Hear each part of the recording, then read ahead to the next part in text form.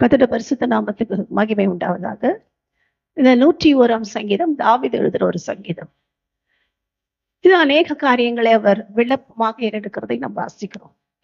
முதலாவது நான் பாடுவேன் என்று சொல்லுகிறார். நியாயத்தை குறித்தும் இரக்கத்தை குறித்தும் பாடுவேன், உம்மை கீர்த்தனம் பண்ணுவேன் என்று ஆரம்பிக்கிற தாவீது அதுக்கு பிற்பாடு வித்தியாசமான காரியங்களை சொல்லுகிறார். உத்தமமான வழியிலே விவேகமாய் நடப்ப ஆண்டவரே, தன்னுடைய பொருத்தனைகளை சொல்லுகிறார். நான் எப்படி நடப்பேன்? விவேகமாய் நடப்பேன், உத்தமமாய் நடப்பேன்.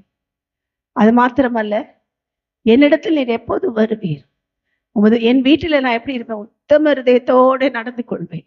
இதெல்லாம் சொல்லிட்டு அதுக்கப்புறம் தீங்கான காரியத்தை நான் என்ன செய்ய மாட்டேன், கண் முன்னாடி வைக்க மாட்டேன். அது மாத்திரமல்ல, வழி விலகுகளுடைய செய்கைகளை நான் வெறுக்கிறேன்.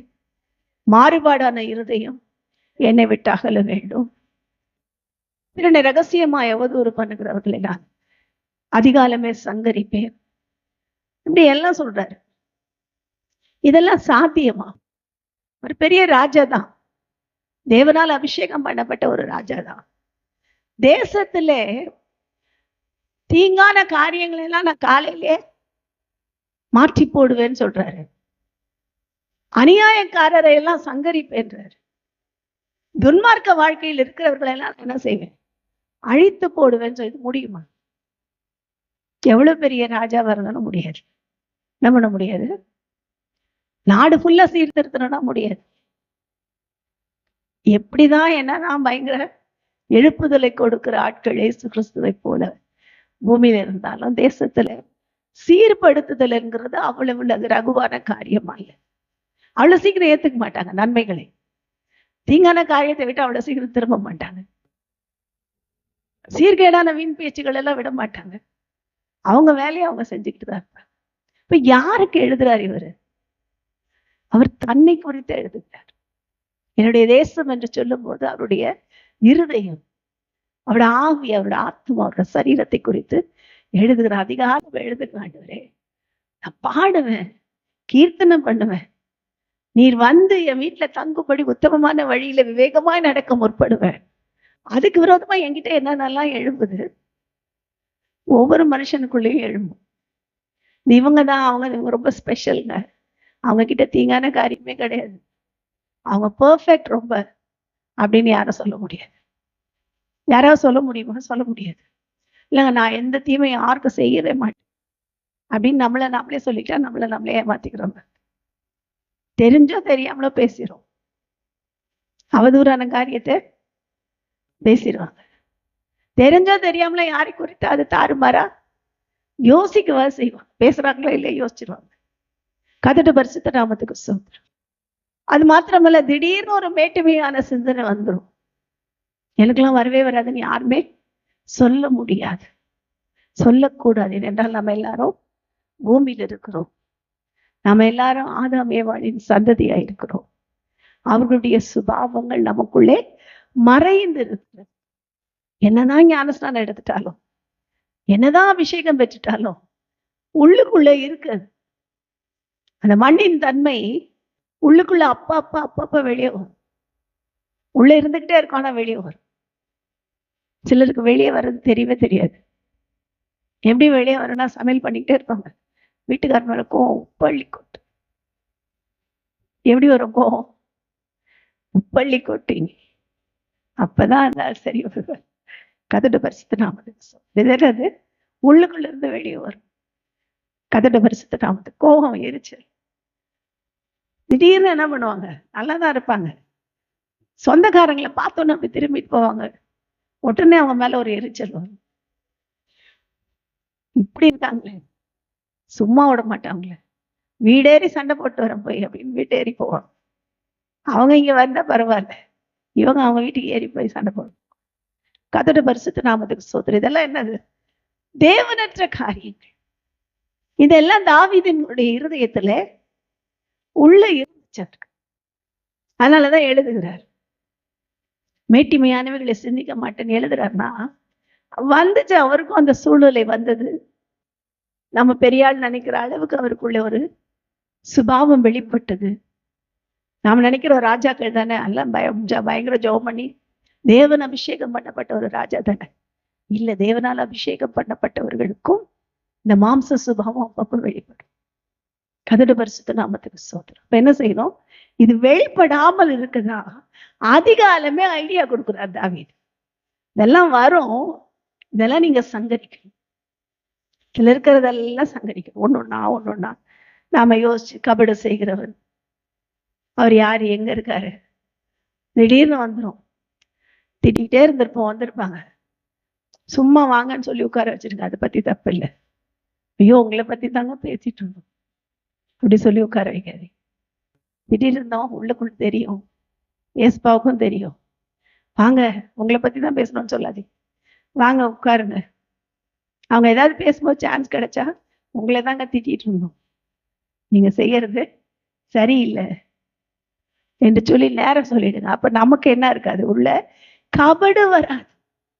கபடுனா என்ன? உள்ளுக்குள்ள ஒண்ணு வச்சுட்டு வெளியே கூட பேசுறது, அந்த காரியம் வெளிப்படாது. கதடு பரிசுத்த நாமத்துக்கு ஸ்தோத்திரம். ஏன் தேவன் சிலரை ராஜாவாக்கினார், சிலரை ஏன் அபிஷேகித்தார், கடைசி வரைக்கும் அவங்களோட ஜீவனை பாதுகாத்தார், அவர்களுடைய ஜீவியத்தை ஜெயமாய் முடிய பண்ணினார்னா அவர்களுடைய ஒப்பு கொடுத்தாள். அவங்களுக்குள்ள என்ன இல்லை? கபடு இல்லை. கபடு இல்லாதவர்களுடைய வாழ்க்கையை கர்த்தர் ஆசீர்வதிக்கிறார். வேதத்துல இயேசு கிறிஸ்துவே சாட்சி கொடுத்த ஒரு மனுஷன் நாத்தான்வேல். நாத்தான்வேல் என்ன கொடுத்தாரான்னு சாட்சி? கபடற்ற உத்தம இஸ்ரவேல். அவர் என்ன சொல்றாரு? நான் அத்திமரத்தின் கீழே பார்த்தேன்னு சொன்ன அப்படியே விசுவாசிக்கிறார். நான் அத்திமரத்தின் கீழே பார்த்தேன்னு சொன்னதுக்காகவா விசுவாசிக்கிறாய்? இதிலும் பெரியதா? அப்ப கபடு இல்லாம இருந்தா தேவர் என்ன செய்வார்? பெரிய காரியம் செய்வார். நமக்கு இப்ப பார்த்துட்டு இருக்கிறது பெரிய காரியம்தான், நமக்கு நடந்துட்டு இருக்கிறது பெரிய காரியம்தான், நம்ம ஜீவனோட இருக்கிறதே ஒரு பெரிய காரியம்தான். ஒரு செகண்ட் போதும் வேலை முடியறதுக்கு. ஆனா இன்னும் உயிரோட வச்சிருக்காருன்னா அது பெரிய காரியம்தான். ஆனா ஏன் வைத்திருக்கிறார்? எதற்காக வைத்திருக்கிறார்? கபடு செய்கிறவர்களை அழிக்க வேண்டும், முழுவதும் சங்கரிக்க வேண்டும். எனக்குள்ள இருக்கக்கூடாது. யாருன்னா எப்படின்னா இருந்துட்டு போட்டோம், நான் எப்படி இருக்கிறேன் அதுதான் தேவன் எதிர்பார்க்கிறது. அவங்க சரியில்லை, இவங்க சரியில்லை, யாரையும் சொல்லாதீங்க. நான் சரியா இருந்தா எனக்கு நடக்கிறது பெரிய காரியம், இதிலும் பெரிதானவை. இப்ப பாக்குறதை விட இன்னும் பெருசு, இன்னும் பெருசு. கதட பரிசுத்த நாமத்துக்கு ஸ்தோத்திரம். அது மாத்திரமல்ல, பிறனை ரகசியமாய் அவதூறு பண்ணுது.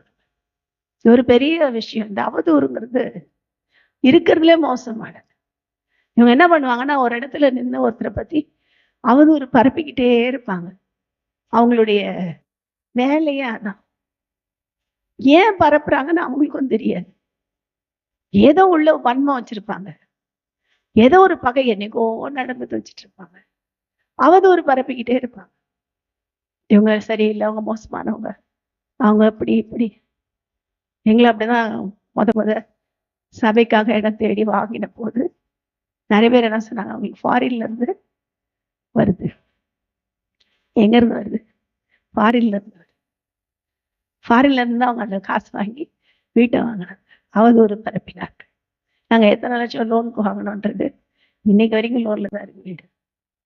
இன்னைக்கு வீடு கட்டுறப்பையும் ஃபாரின்ல இருந்து வருதுன்றாங்க நிறைய பேர். இவங்க ஃப்ரெண்ட்ஸே நிறைய பேர்னா, உனக்கு என்னப்பா, நீ ஒரு லெட்டர் போட்டு அங்கிருந்து வந்துடும் அப்படின்னு சொல்லுகிறதுக்கு ஆட்கள். கதட பரிசுத்த நாமத்துக்கு ஸ்தோத்திரம். அவர்கள் என்னதான் அவதூறு பரப்பணும், நமக்கு ஃபாரின்ல இருந்து தான் வருது. நம்ம தேவன் எங்கே இருக்கிறார்? பரலோகத்துல இருக்கிறார். அங்கிருந்து நேரம் வருது நமக்கு. இந்த ஃபாரின்ல என்ன, இன்னைக்கு இருக்கிற நிலைமையில அமெரிக்கா கஜான காலி ஆயிடுச்சு, யூரோப்ல இப்படியும் அப்படியும் ஆடிக்கிட்டு இருக்கு. கதட பரிசுத்த நாமத்துக்கு ஸ்தோத்திரம். எல்லா பக்கமும் ஆட்டம் கண்டு கொண்டிருக்கிறது. ஏனென்றால் வேதம் சொல்லுகிறபடி பூமியிலே மிகப்பெரிய பஞ்சம் ஒன்று வரும். அதுல இந்த பஞ்ச நாடுகள் இன்னும் மோசமா போயிடும். இந்தியா போல பாகிஸ்தான் போல இருக்கிற நாடுகள் இன்னும் மோசமாயிடும். ஏற்கனவே இலங்கை பார்த்தீங்களா, இலங்கை கதையே காலி.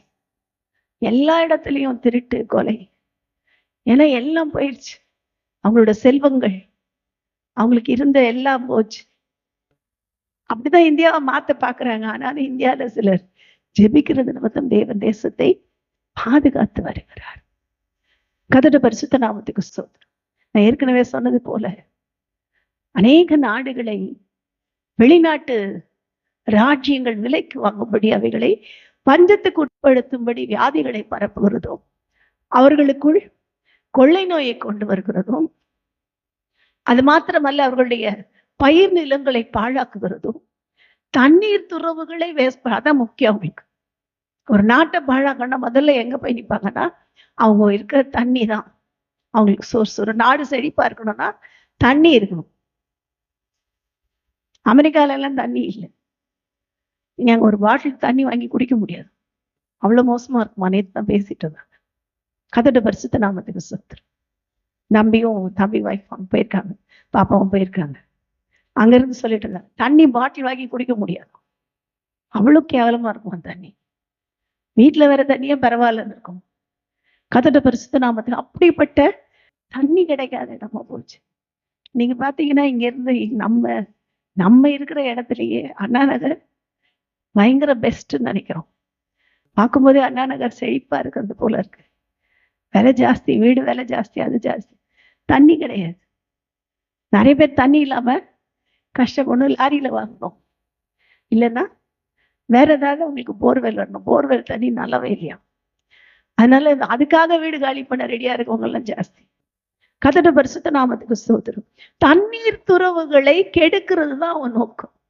அதனாலதான் தாமிரபரணி, அது மாத்திரமல்ல முக்கியமான தண்ணீர் நிலைகள் கிட்ட போய் இந்த கோகோ கோலா கம்பெனி, இன்னும் சில கார்பரேட் கம்பெனிஸ் எல்லாம் போய் விலைக்கு வாங்கி இவங்களுடைய ரசாயன கழிவுகளை அதுல போட்டு இருக்கிற தண்ணியும் கெடுத்து வச்சிருக்காங்க.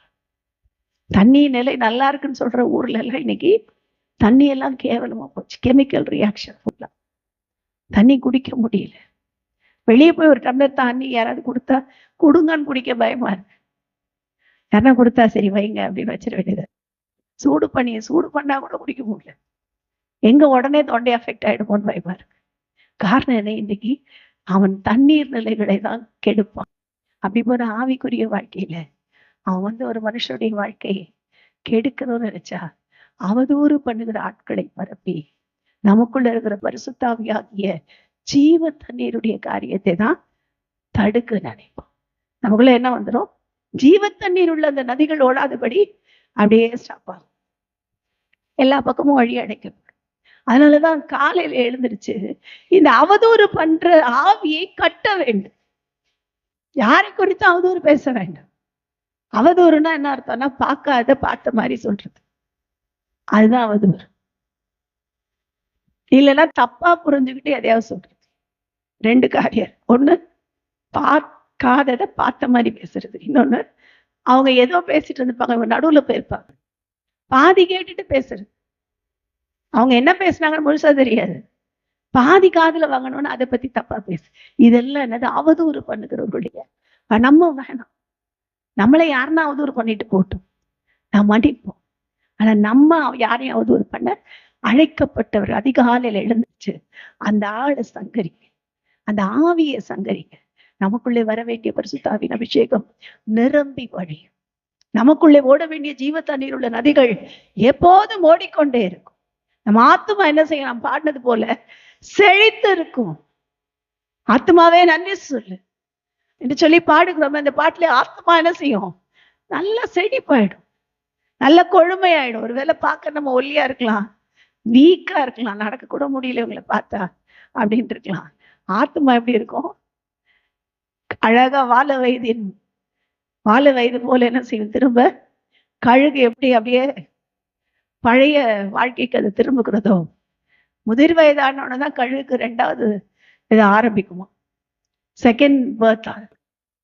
போய் கழுகை குறித்து வேணா இதுலன்னா கூகுள்ல எடுத்து வாசிச்சு பாருங்க. அது என்ன பண்ணுமா? வயதான உடனே ஒரு கண்மலையில போய் அப்படியே உட்கார்ந்துருக்கும், சாப்பிடாது, எதுவும் பண்ணாது, அப்படியே உட்கார்ந்துருக்கும். அதோட நகத்தை எல்லாம் என்ன பண்ணுமா? அந்த பாறையில உடைக்கணும். அதனால அதுக்கு ரத்தம் வந்தா கூட பயப்படாது. நகத்தை எல்லாம் உடைத்து தன்னுடைய பழைய சிறகுகளை பீத்து எல்லாம் கீழே விட்டு அப்படியே பாவமா உட்காந்துரும். ஐயோ, இந்த கழுகு வாழ்க்கை முடிய போகிறதோன்னு யோசிச்சுட்டு இருப்பாங்க. அப்பதான் என்ன பண்ணும்? அதுக்கு திரும்ப புதிய சட்டைகள், திரும்ப புதிய நகங்கள், திரும்ப புதிய அழகு எல்லாம் வளர வளர வளர என்ன ஆகுமா? கழுகுகளை போல செட்டைகளை அடித்து உயிரே எழுப்புவீர்கள் என்று சொன்னபடி அந்த கழுகு திரும்ப வால வயது மாதிரி மாறிடும். இளமை பருவத்துக்கு திரும்பிடுமா? அது அப்படிதான் நம்ம வாழ்க்கையும். வயசாயிடுச்சுன்னு கவலைப்படாதீங்க. பழசெல்லாம் இந்த நகத்தெல்லாம் நீக்கி போடுங்க. இந்த பழைய சரகெல்லாம் உதுத்து போடுங்க. அதுதான் இதுல இருக்கிறது. இதெல்லாம் உதுத்து போட்டுட்டு புதிய கழுகை போல பால வயதாய் முதிர் வயதிலும் கரிதந்து புஷ்டியும் பஸ்மையா இருக்கும்படி தேவன் நம்மை அழைத்திருக்கிறார். அந்த வாழ்க்கைக்கு ஒப்பு கொடுப்போம். கர்த்தர் நாமே கொடுத்த இந்த வாக்குத்தத்தத்தின்படி நம்மை ஆசீர்வதித்த இந்த 101ஆம் சங்கீதத்துக்குரிய சகல ஆசீர்வாதங்களையும் பெற்றுக்கொள்ள அவர் கிருபை தருவாராக. ஆமென்.